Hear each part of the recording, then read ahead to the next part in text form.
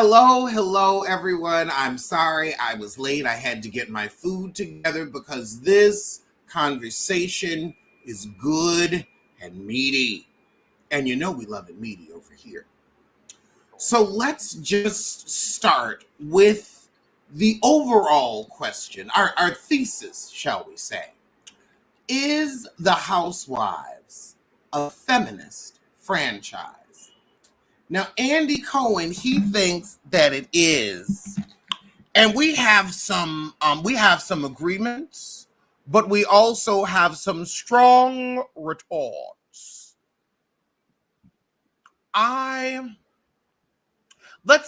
We can start on a positive. The Housewives, as Aaron, as you said, has made us look at women over 50 differently.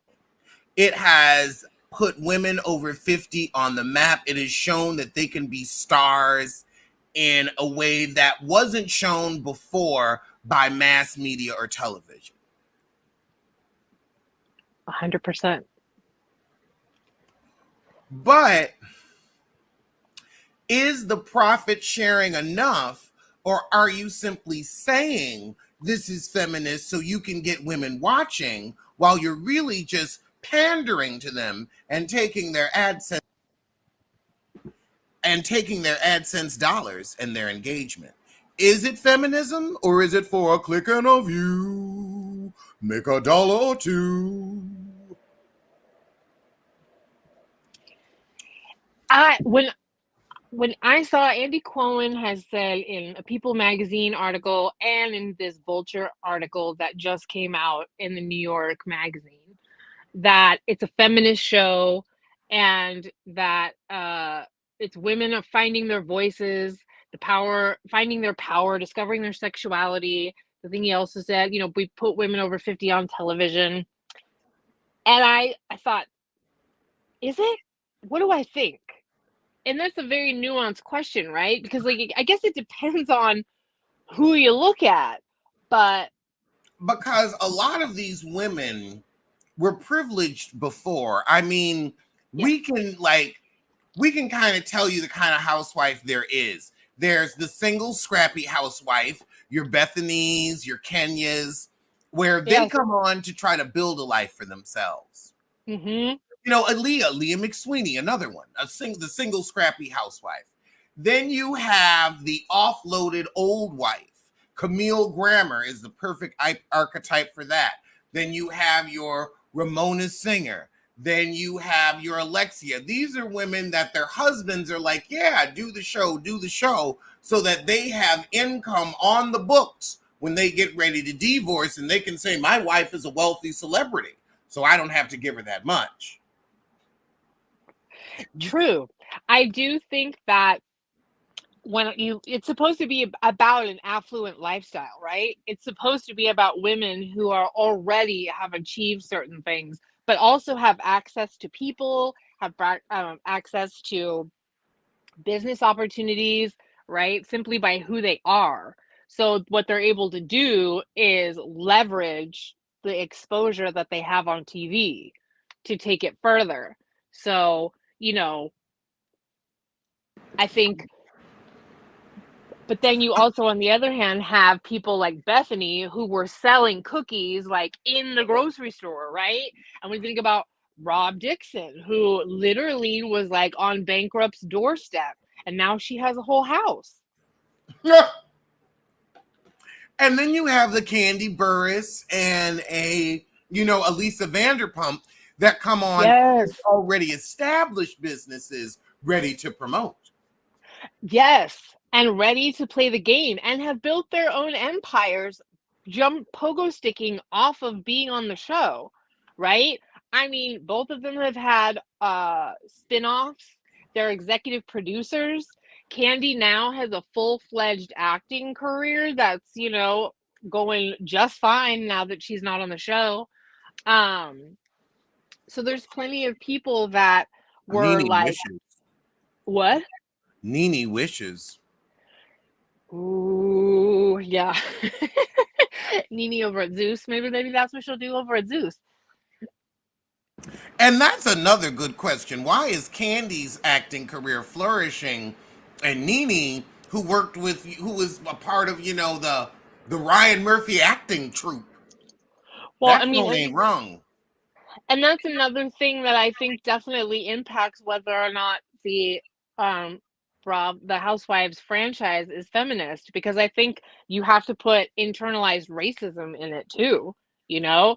Like Atlanta was really the franchise that changed the game for everybody else, right? Like, yeah, I watched Orange County, I enjoyed it, but we all have that's the ratings boom. That's when it became a pop culture phenomenon. It was this all black cast of dynamic women that were so funny. We all loved it, right? That's a game changer. That's his, you know what I mean? Like that is something that we all remember.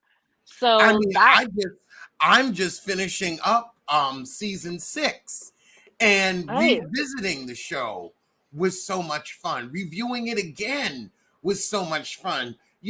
Going back 11 years, or no, I'm sorry, 9 Yeah. years. Or no, 10 years. This is season 16. Hmm.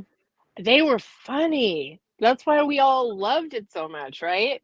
They were, and now you see, and this is a perfect example of, I would say, season 6 of Atlanta could be considered feminist. You saw women of all walks of life, and also it's interesting, Hmm. we had women of all different shades We on did. Atlanta, and we And never had a whisper of colorism. Maybe a and whisper, but never a plot point. and all different levels of sanity.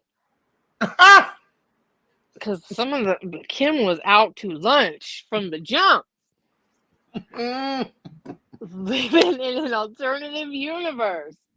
Oh, no, it was groundbreaking, right? Like, and that is something I think you're right. Sorry, I'm jumping around, you know.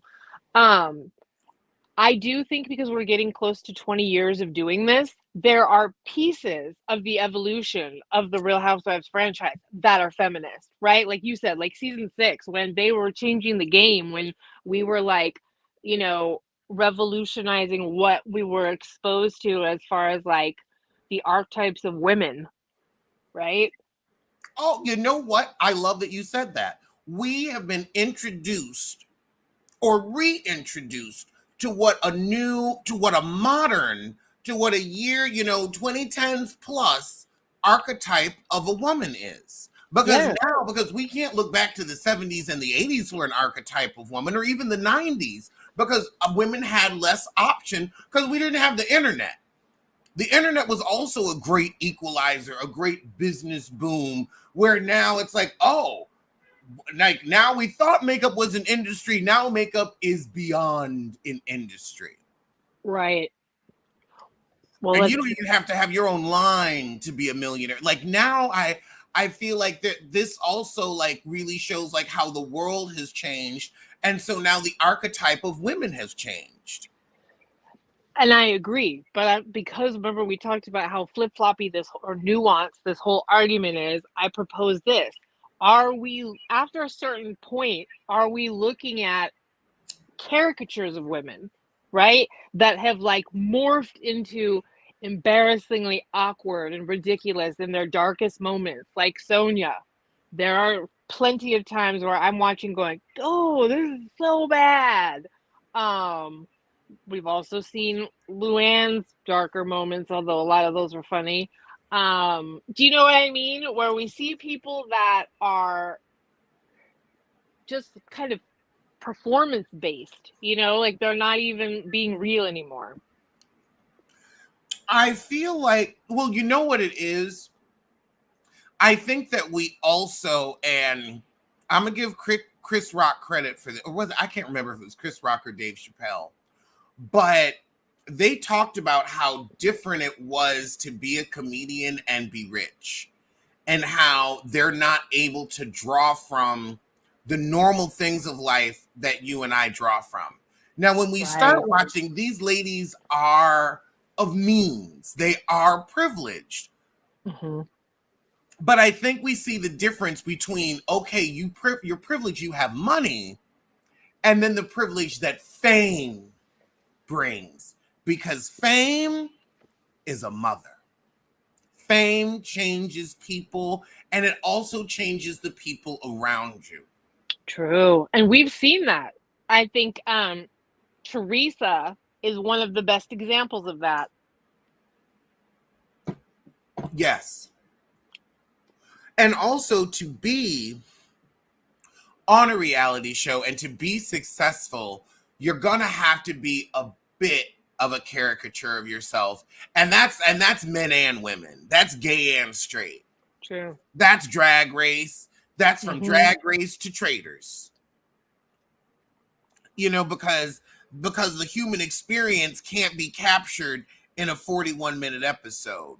So there's always going to be a bit of caricature, but where does it cross the line when, and really I think it comes down to Bravo telling these girls, okay, look, we need to have a psychological plan. You need to have a business plan on how to gracefully exit the show so you don't end up like, Dorinda on her last few seasons or Nene on her last few seasons, where it becomes like, how can this be feminist when you're clearly exploiting these women who are addicted to fame? Yeah, and falling apart right in front of our eyes. And instead of like helping circumvent the breakdown, you're just filming it for us to watch for sport. Like, Right.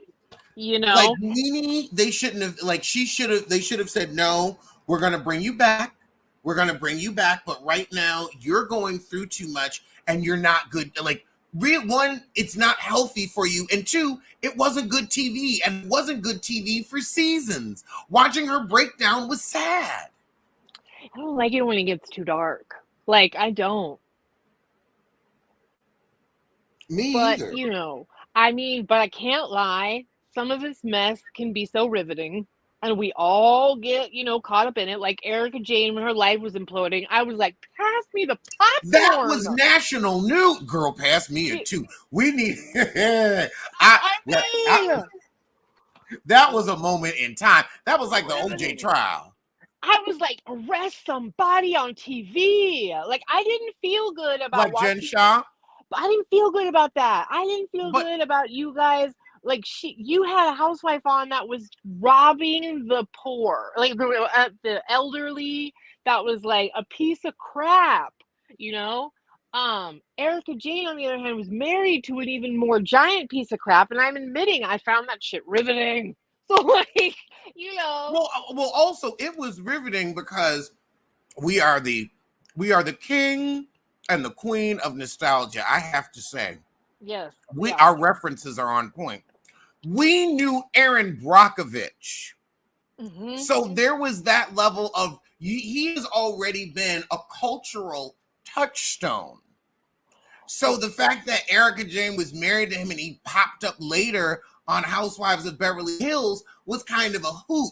So the fact that this guy that they made a movie about, that was a huge movie in our time, that's why, that heifer that walks like a gorilla won an Oscar. It made, Lord, I mean, that heifer lumbers. What's her name? Gina Davis. She Are you was talking in, about Julia Roberts? she, honey, I'm sorry. They're both tall girls with horse Yeah. teeth. It's similar. It's a similar lumber too. Anyway. And a similar lumber. Oh, wait, I'm sorry. Gina Davis is talented. I shouldn't say that about Gina. But yeah, Julia. Yeah. That heifer. So because like that movie was so big, I mean, was it not on TNT all the time? Yeah. Oh yeah. I mean, and it was totally and the level of corruption the level of the corruption and thievery and like wowee. I mean, he had paid off people so high up in California politics, justice, politics everywhere. Crazy. Um, but that's another thing. Like, we watch people go to jail. We watch people like Teresa, like and Jen I Shaw. mean, but we can't say it's anti-feminist to watch Teresa go to jail or Jen Shaw go to jail for their own crimes. Now, Erica No. Jane, it was interesting. And honestly, now I will say that was feminist because I will never forget. I'm gonna come on camera for this. Mm. Back when I was living in New York, in the building where I had bed bugs, honey. I mean, Oh, I was low. I was living low. I would go out and I would have a cigarette outside, and there's this beautiful black woman and fit. I mean, brick house fit. Like, I'm not even a butt man. I noticed that ass from across the room. Beautiful. And so we would just chit and chat because she was like, oh, you don't want nothing. She's like, you just want conversation. I can talk to you. right. And so we had wonderful conversations, and she would always give me a little auntie advice. Well, one day she said, you got to be real careful if you ever let a man live with you, because I let a man live with me, and we lived together for like 2 years, way up on 112th and Central Park West. And she's like, it was a real nice apartment, rent stabilized. And one day she looked in the closet where like he was keeping some stuff because she was cleaning the house, and found bags and bags of herbal refreshment, shall we say. And she realized, she's like, I'm going to be the one that does the time for it, because jail is full of women that are doing time for men's crimes. So I feel like Bravo showing that is like, girl, be careful. Don't always put your trust in no husband, because they may double cross you and leave you holding the empty bag. Ooh, and is it empty in that case? No, that's a debt bag. $101 million. I mean, that's like, you're never like, you will always have to attach yourself to someone else to have financial peace. yeah. Yeah, wow. I mean, it goes so far back, over 20 years. Wasn't that something? And look, that was some riveting television. That was some riveting television. But So, I think it only would have been, I think it was only as riveting because of Aaron Brockovich, because he had been in the cultural zeitgeist for so long. I mean, yeah. let's talk about the first season and even second of Beverly Hills. They leaned on the OJ trial. Camille talked about her friendship with Nicole Brown Simpson and Kris Oh, Jenner that's and the right. morally corrupt, oh no, the morally bankrupt Faye Resnick. Oh, that's right. I saw you right after the OJ trial in Playboy. Like that was the first 2 seasons they kept bringing that up.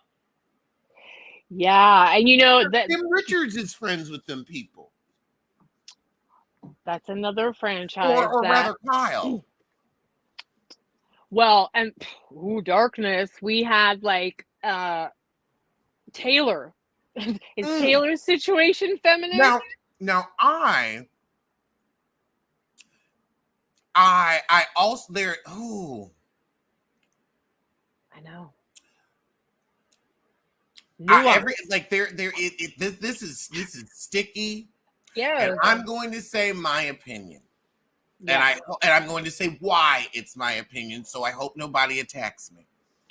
We can disagree, and I respect those that disagree, because there's really no right answer to this. No, and this is a deep topic that we brought up because it is complicated. Because for every argument you can make towards something, you can make another. So, like, literally everyone's opinion counts and everybody, like, whatever, right? Because, like, this is a really, really, like, there's so many different angles to look at the idea of is this franchise pro women over the course of its 20-year career? I'm happy they told. I'm happy they said something, and I feel they said something on camera because they knew if we don't try to loudly put a stop to it, if we don't pull it into the light, she's going to end up in a bad place in the dark where we can't protect her. We can protect her now. There are cameramen around, there are producers around. We can call the police. We can stop this. We can make you look at yourself. And I know it's uncomfortable, but I think that could attribute to why she's still on current seasons, rather than when people stay quiet, I feel like Yeah. horrible things happen. But that one was so intense, right? Like, God, but the fact that they outed it got her out of that marriage, and like maybe saved her life. And like, That's how I feel. I feel right. like the only way to get her out was to say, like Camille said, now we've said it. We've said it. Right. We see it. We can't ignore it anymore. And we're going to call it out. And all of that was called out before it made it to air. It wasn't like it was a live stream like we're doing now. And I said, Yeah. Aaron's an alien, y'all. He's actually from Quasar 5. She's not. She's from Quasar 4. Quasar 4. Right. But The one I'm not on camera. So, but exactly, like that's a lot. That's a.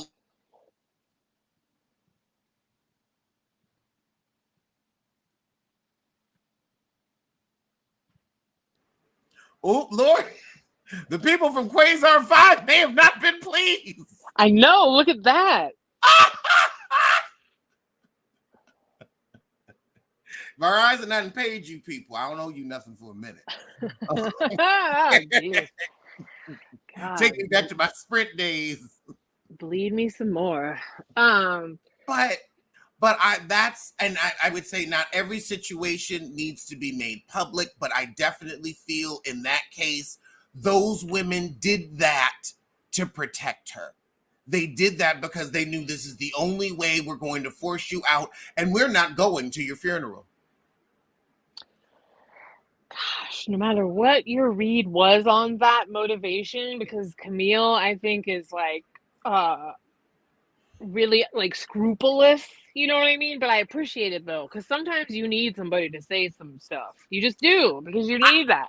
In that moment, I think that she might have been scrupulous, but also these are mature. These women have had friends that have dealt with it. That was some deep stuff, and regardless of whatever the motivation was, I do think it got Taylor out of a situation that was deadly. We all know the outcome.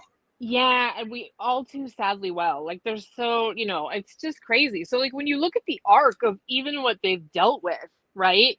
And then like there's the whole group of, and I think this really honestly happened with the New York ladies. I mean, anytime you like disband a franchise to reboot, it's because nobody's doing well, right?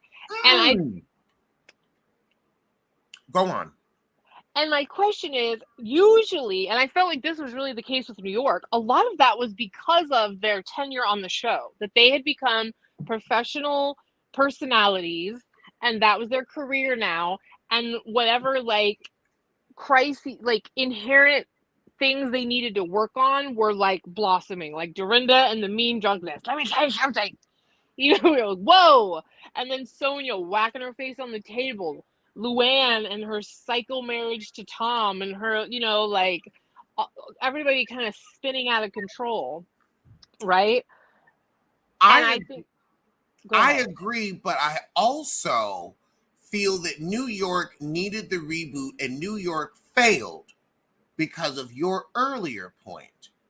The racism, the internal racism in Bravo, the inherent racism of some of the women on that show, like Ramona Singer. Yeah. Well, I will say though, I'm impressed with Sonia. Sonia showed us better than she could tell us. Sonia's like, no, we can go get drinks. I party with everybody. Yeah. I'm impressed with Sonia, but the rest of them, Luann, girl. I think that was because you like. If they had called it Real Housewives of the Upper East Side, if they had called it Real Housewives of the Hamptons, I think then they could have leaned into their all-white world. But the second it was like, how are you going to do New York with an all-white world? I could see you doing California. As someone who's lived here for 4 years, you could do an all-white world of California real easy. Easy, honey. Easy like Sunday morning. Like eggs over easy. I mean, easier than me getting up. I'm trying to think of something easier. I'm not. It's what's easier. Breathing, maybe. But I don't know. It's a tie.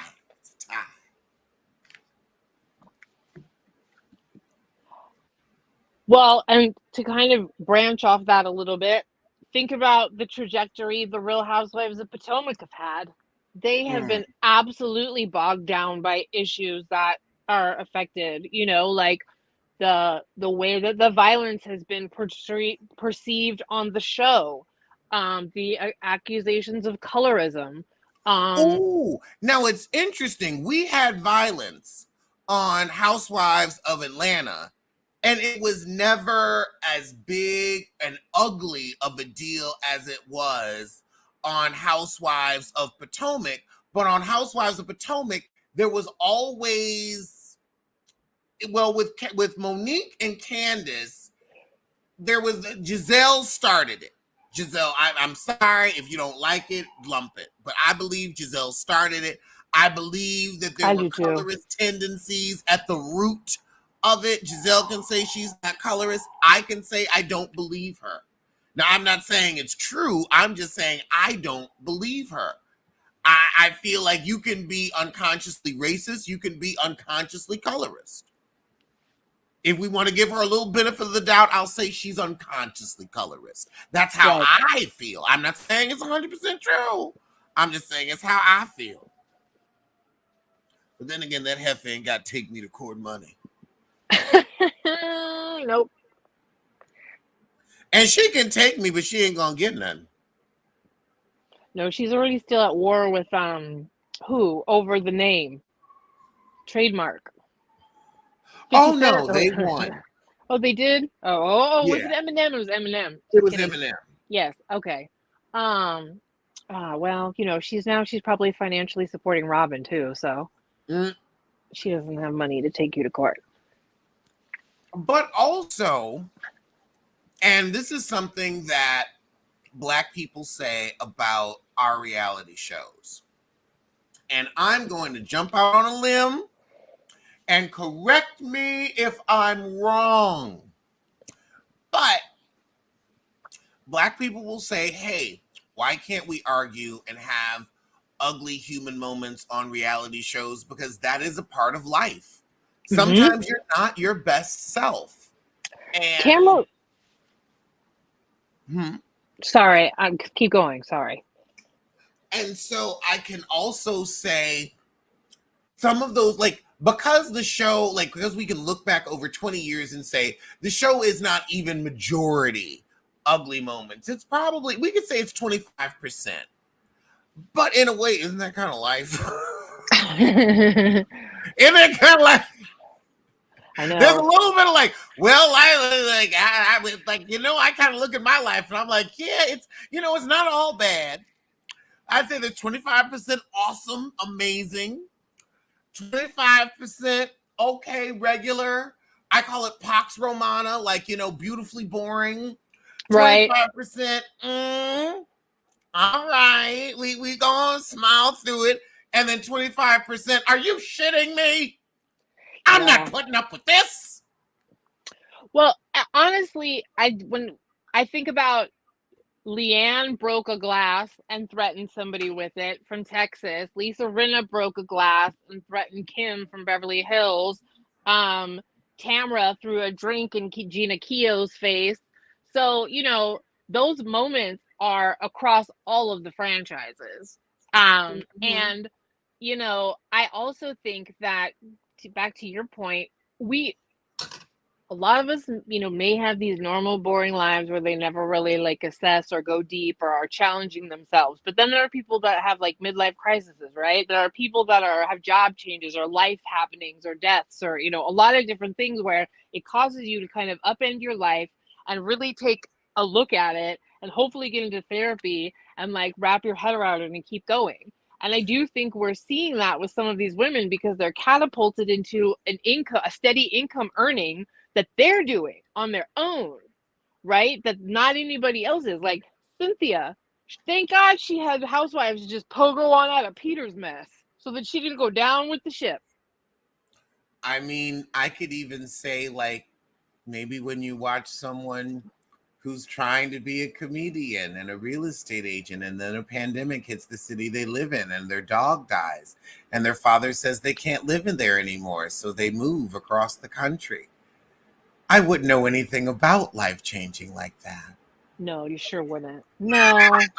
Thing Nope. about just saying, "Oh my God, I can't," and here we go.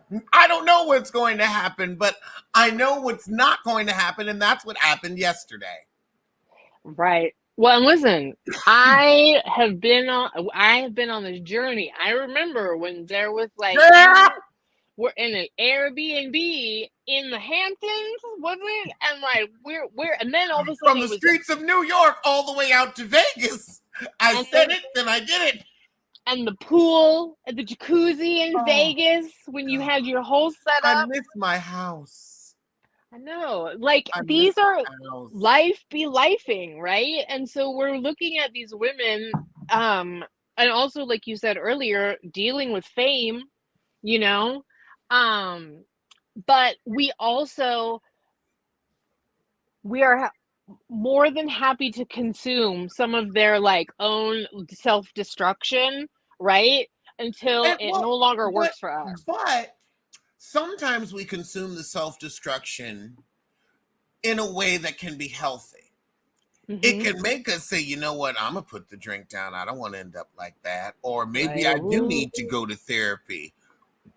Or it can be good to sometimes have the ugly mirror held Hmm. up to us as well as the beautiful. I think that Jackie is trying too hard on New Jersey, but I will say I appreciate how she acknowledged her own eating disorder and then got healthy and looks amazing. And it's literally the one time that I feel like we've had a really positive turnaround to show people because most of the time we're looking at eating disorders on the different franchises, we're just not saying anything. Oh, that's true. Right? So, there are these moments where everyone's stuff does spark a conversation about mental health, about substance misuse or depression, like, uh, Postpartum. yeah. So, but then you get to the point where you're watching like sad exploitation. I'm thinking of Kim at certain times. I'm thinking of Brandy. I'm thinking of, you know, Meaning.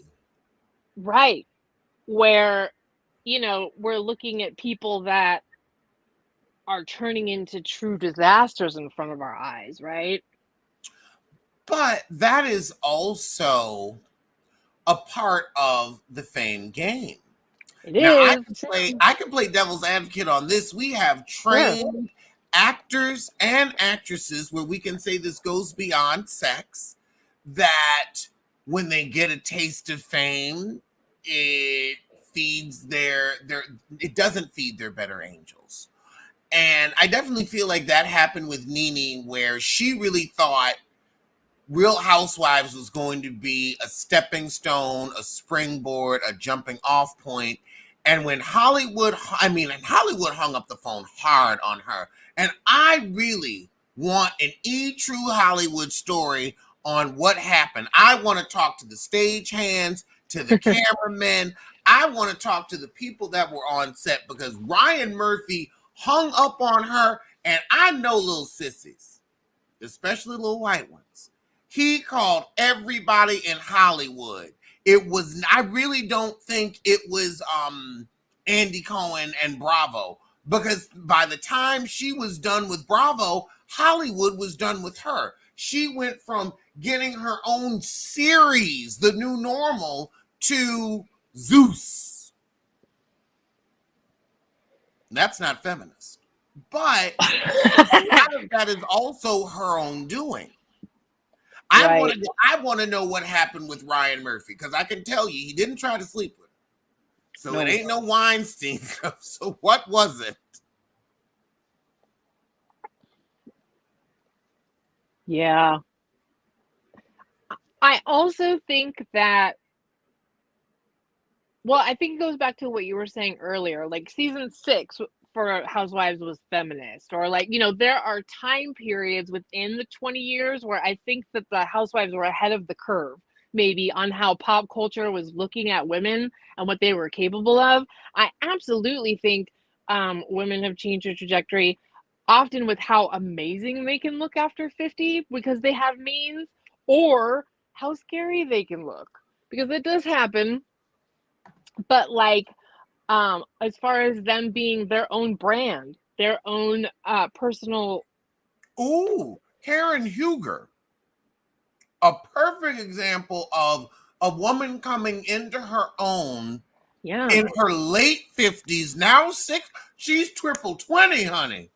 And doesn't she looks good too. She Karen is looks good. giving us every ounce of triple 20. And I loved when I was at BravoCon, I got to ask her, we have all loved to see your growth on this show. How did you get all of this extra confidence? Because you were confident when you came on. Like, you were already married. Like, there is a level of life you had already lived, you had already accomplished. There's shit that you've done that I will never get a whisper at. Well, I hope not, because you don't need a DUI.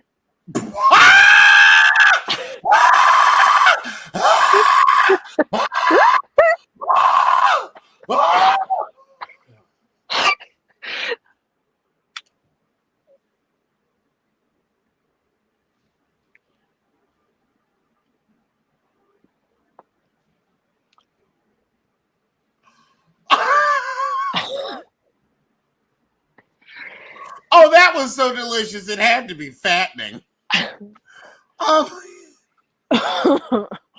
Couldn't help it. It just, and that's not feminist. Girl! I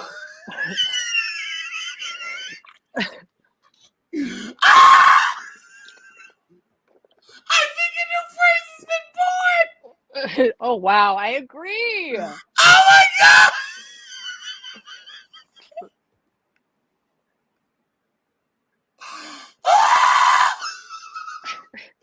Oh my god! I mean, you don't understand. That was a flamethrower roast out of left field. I got sins. I was standing next to. It was like the tracks from Back to the Future. Renito the said flames the scream I skunked. Did she say he don't need a DU? I sure did, and sure don't. Sure. Girl, I ain't tripping in 16 going on 17 years. There's a reason.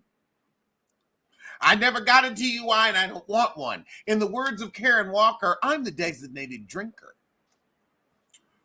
Woo! Oh my God. Okay. Let me gather myself. Oh, but you got a point. But you know, now I'll say these things happen, and hopefully hopefully the show can help Karen hold herself accountable, because there's no excuse.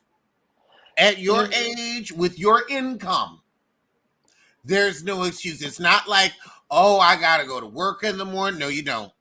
Y'all wouldn't even filming. It's not like you couldn't afford an Uber. You drive luxury cars and you are married to the Black Bill Gates. You have to make millions to owe millions. Well, you might end up, girl, you lucky because you could have ended up owing millions. You hit the wrong person, hit the wrong house. Look at Anne Hayes. Oh.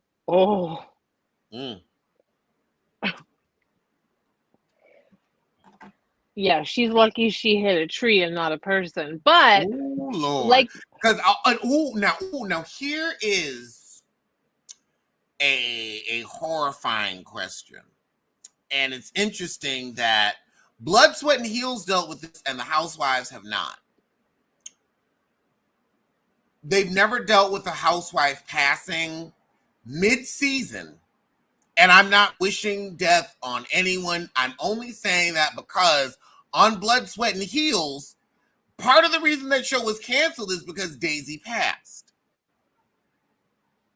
Yes. But don't you think a huge part of it was that Melissa Ford got cracked over the noggin with a bottle? Honestly, I think that would have been good head? drama for the next season. What I think they would have done was just kick Geneva off and kept Melissa Ford on to keep her legally quiet, So there, you know what? That they probably were like, we just going Daisy Pass, so we just going to end it too. There was a Yeah. part of that.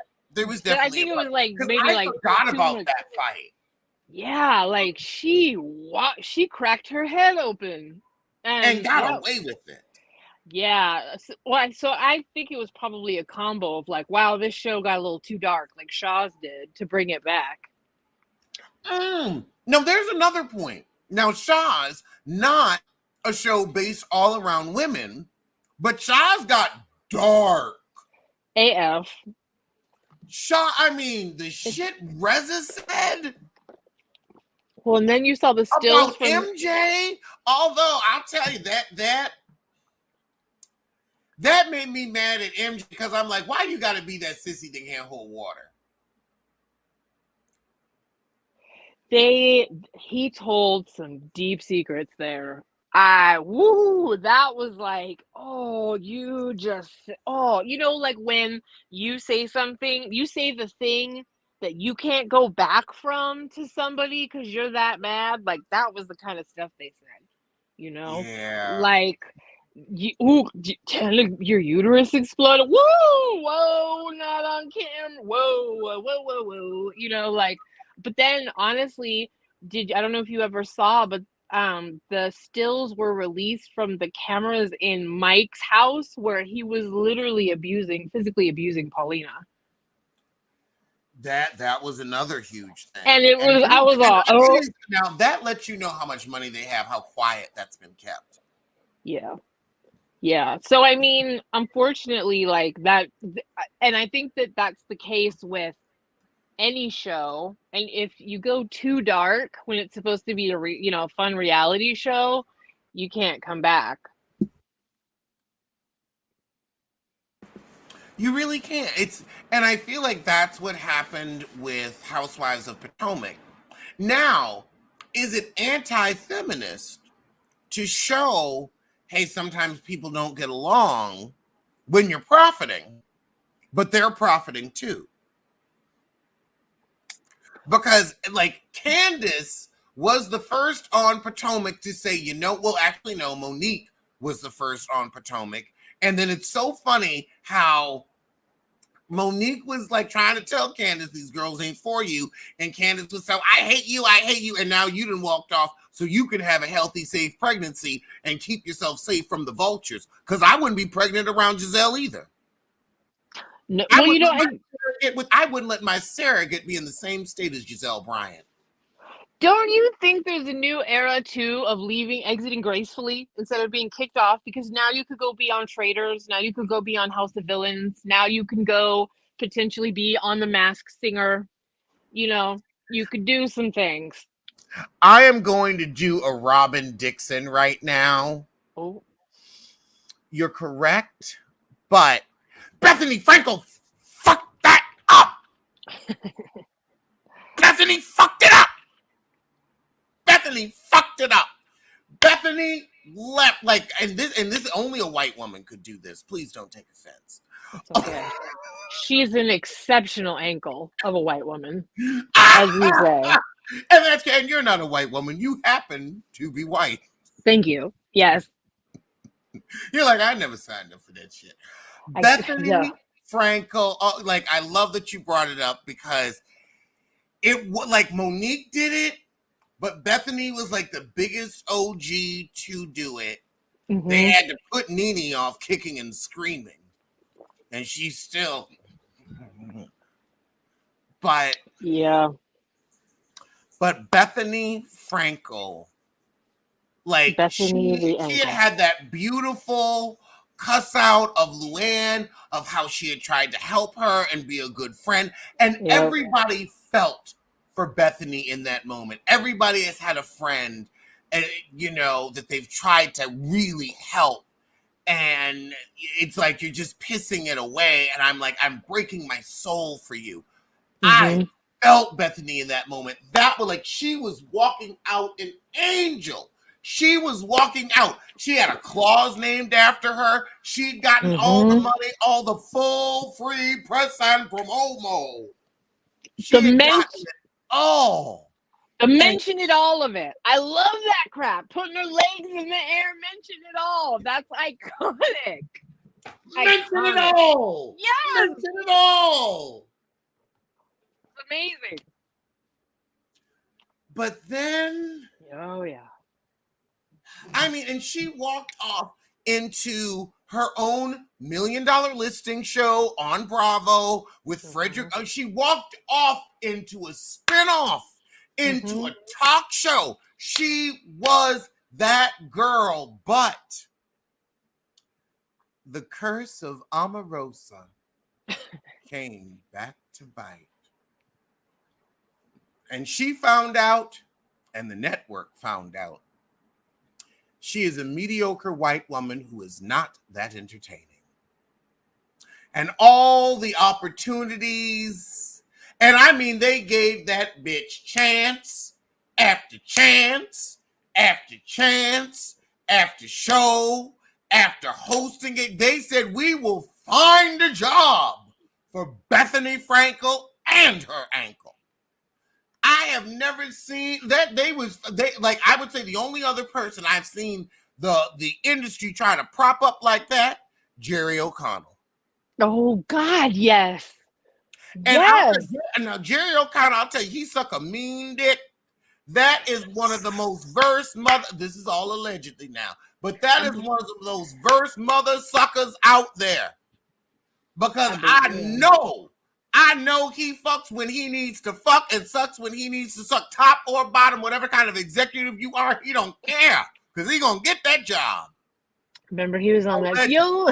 You'll never guess my secret identity. Oh man. Mm-hmm. Oh, I know it. You know what his secret identity is. I bet you he would blow me for a shot for 2 lines in my play. He gives me that he gonna get the job regardless. Ain't nothing wrong with it. Sometimes prostitution is the only solution. Shout out to Cadillac Kimberly, because that's where I got that from. But he's the only other one. I mean, they put that man on The View. Or no, The Talk. They took a whole women's talk show and said, you know what, penises. Hell, we need a job. They gave him his whole show on Bravo. Remember the guys, like whatever, the Real House Husbands, or I don't even know. Oh my God. I can't remember all the opportunities. Like, I want to, who is he fucking? Well, he must be fucking everybody. He gotta be fucking everybody. I'm waiting for my turn. Because I'm telling you, I don't understand. And I will say this, he seems like a nice person and seems fun to work with. When you're nice and you fun to work with, they will keep you around. People will want to work with you, so therefore opportunities will abound. But I'm sorry that he been cute, so I could definitely see him being a fun place to sit. Allegedly, these are all jokes. But Well, there are some men that do well being like the novelty straight, I put that in quotes, guy that's interested in, women's reality television, right? And he does do that very well. He was like the first Bravo bro. Yeah, and he's definitely better looking than Michael Rappaport. Oh Lord. Who also has strong opinions. I feel like he gives genuine interest. He does. Michael Rappaport is trying to be me.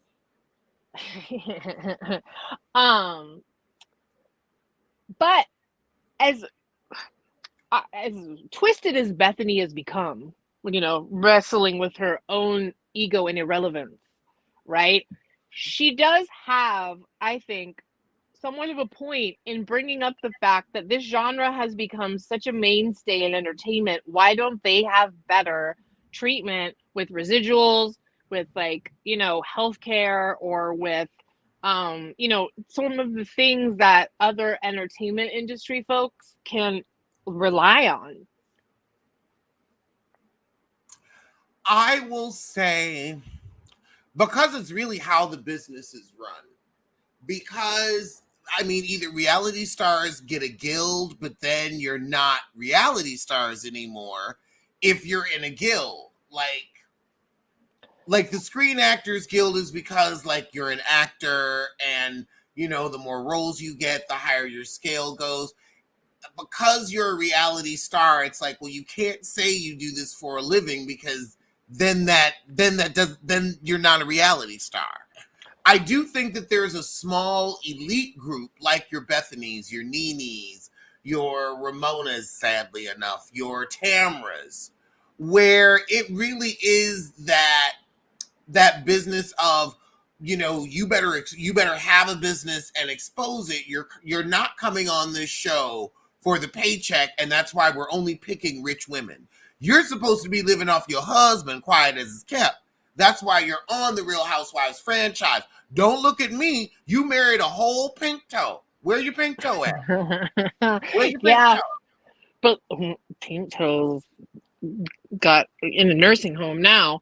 Um, but I also think that we watch when someone's a breakout star, or when we see a housewife on the show long enough to to start earning a substantial paycheck, right? I mean, if you think about it, it's like that's kind of supposedly some of the payoffs that Bethany doesn't talk about, where you film for a couple months, right?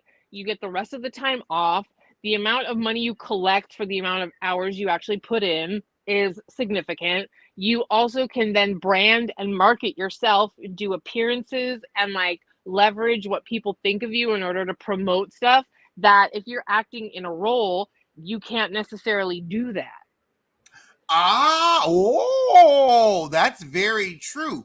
Like, Elizabeth Olsen cannot do a commercial as the Scarlet Witch, but Right. Bethany Frankel can do a commercial as Bethany Frankel. Yes. Bethany So you Frankel had an really get to entire walk house. away with your name.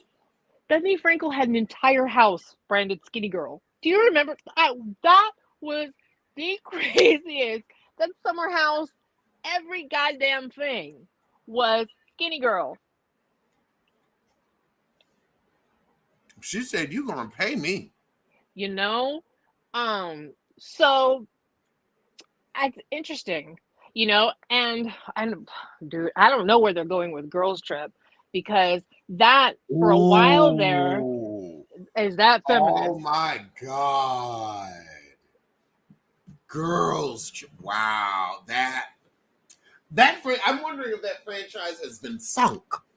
That's exactly what I was going to say, which I think is kind of unfortunate, because I felt like Girls Trip was turning out to be a lifeline for folks to like come back and make a paycheck if they needed to. I think it was like $250 for like 10 days of work or something. And it gave them a chance to become relevant again. It was kind of like All Stars for Drag Race, right? Like where they got to come back and interact. But is it feminist? I don't know, because look how dark it got. Literally. Like, I don't know if we're coming back. Oh, side note, this is not a feminist question. Caroline Manzo's brother-in-law, Dina Manzo's ex-husband, was just convicted of, you know, hiring someone to assault her and her husband, and could get up to 46 years in prison. Now, it's still rumored that Caroline talked a bunch of smack about her sister Dina when she was drunk on that girls' trip. Oh. Yeah. Anyway, just side note, the plot thickens as it does. Yeah, I heard a bit about that. Kempire covered it. Shout out to Kempire. Yes. I'm definitely going to be following that. Mm-hmm. Yeah. I mean, no, he specifically paid to have her husband or then boyfriend disfigured on his face, which he was.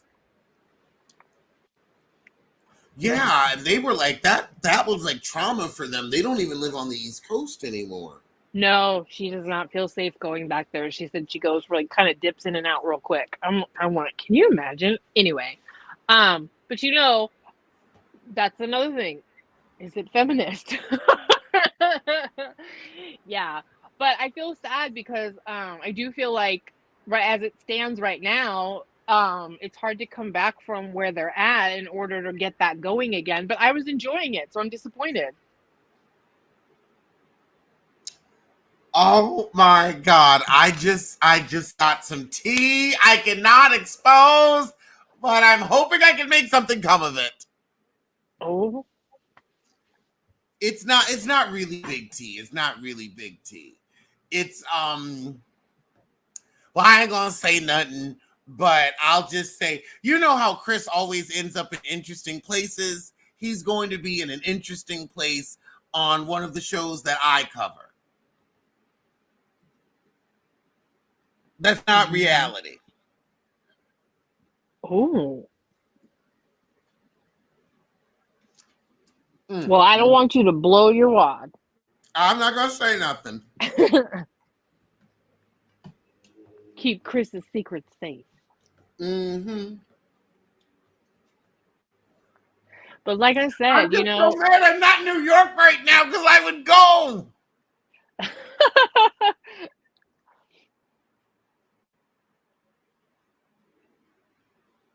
But I probably wouldn't be invited anyway, so it's fine. Oh, there he is. And that's exactly why I ain't tell no business. But oh my God, Chris, see if you can get me an interview with anybody there except for the person you mentioned. And like after the fact, we'll probably be able to mention it on the show. And so then you'll be like, oh, that totally makes sense. A Janet concert? I'm not hard of hearing, so I wouldn't be interested in that. whoever said that, you read my thoughts because I was gonna make some kind of joke about that, and then I just didn't.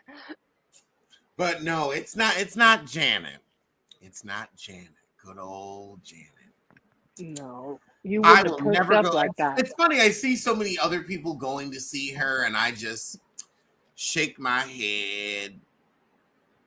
Okay, cool. He'll be able to talk about it on Pop Roast. Okay, and try to get me in. Like I swear, like they know who I am because I'm one of the few people that reviews their show. So no, not Lauren Hill. Again, someone I'd be interested in talking to. Um. Oh, that's right. I make fun of them. So I wouldn't want you. I guess I could talk to. Oh, I know who I would want to have a conversation with. I know. Okay, I'm gonna tell you. I'm gonna tell you later, Chris. I'm gonna tell you later. Uh, I'm sorry. I'm just so excited. Oh my God, he's gonna be like in the room with people I actually want to talk to. Because I don't want to talk to that many people. I'm tired at this point in my life. Mm. Like that's why I don't try to do like interviews because I'm like, unless they're gonna be fun and go along with like the jokes, I don't want to be bothered. Like Dr. Yeah. Phil, she went along with the jokes. She called me and I was like, so I imagine you have some semblance of what I do. And she's like, yeah. She's like, honey, if you make fun of the show, that's fine. That keeps people watching the show. And I really enjoyed her because she was willing to take a joke. Like she loved the Lisa Nicole Cloud stuff. I also knew I'm like, I'm not going to disrespect you, but I will talk about some of your ex-cast members. I will talk about things that happen on the show, like how you were mean to Contessa. I'm not going to hold your feet to the fire, but I will ask what I feel my viewers will want me to ask without being disrespectful. I think it's difficult to interview Bravo people because they have, their handlers, right? That are always paying attention to what they can and can't say. So it's like you always wonder if you're actually going to get something that is more than a PR answer.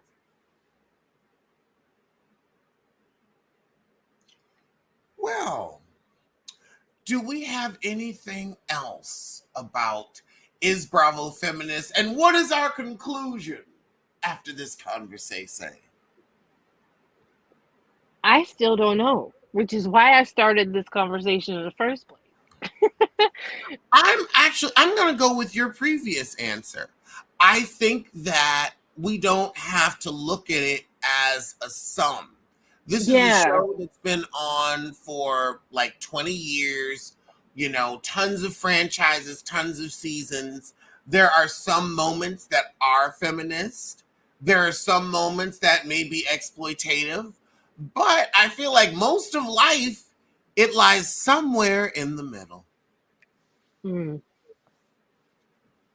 Oh my God, Chris is gonna send me the guest list. Oh my God, I'm not. Do you have wait, hold on, wait, I'm about to do it like Amanda Seals. Do you have a +1? Do you have a +1? I will get on a plane tonight. I need a +1. Yeah. All right. Well, Erin, tell everybody where they can find you. You can find me on Instagram at psychic_ELB. If you're interested in getting a psychic reading, just say that you're a Biffa and you can get a friends and family discount. And you can also check me out on Ray Ray All Day's YouTube channel, where we are currently reviewing RuPaul's Drag Race All Star Season 9. How is All Stars Season 9? There is some spectacular runways this season. I will say, two looks from Gottmik and Plastique Tiara are just a phenomenal drag. Amazing. Some of my favorite I think I've ever seen on RuPaul's Drag Race. But it's also a little weird because they're doing the charity Nobody's Eliminated badgery. So it's all right. It's all right. It's better than last All Stars. And now, before we go, what are your thoughts on the cast of Traitors? An example of feminism right there. Look at Dorinda having another round, having another go. Is Rob the Throb being cast on? Is that feminism, or is that representing male mental health awareness month? Or is that celebrating gay pride? I think that's welfare. Charity, right? Oh my God. But I gotta say, they got Britney Spears' ex-boyfriend.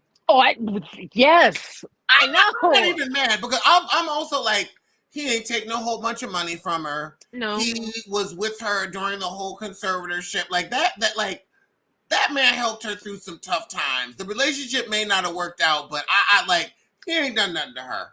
You know what I need him to say to us? This is what I need. I need him to go, she's wackadoo nuts, but she's all right.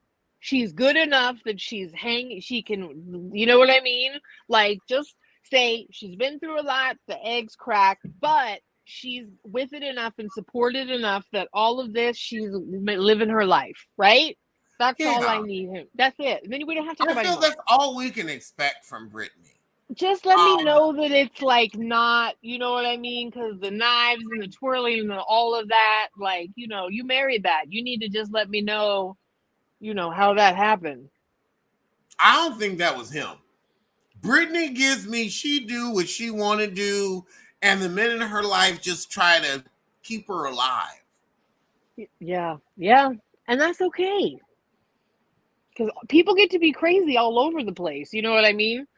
Anyway. Sometimes it happens. We digress.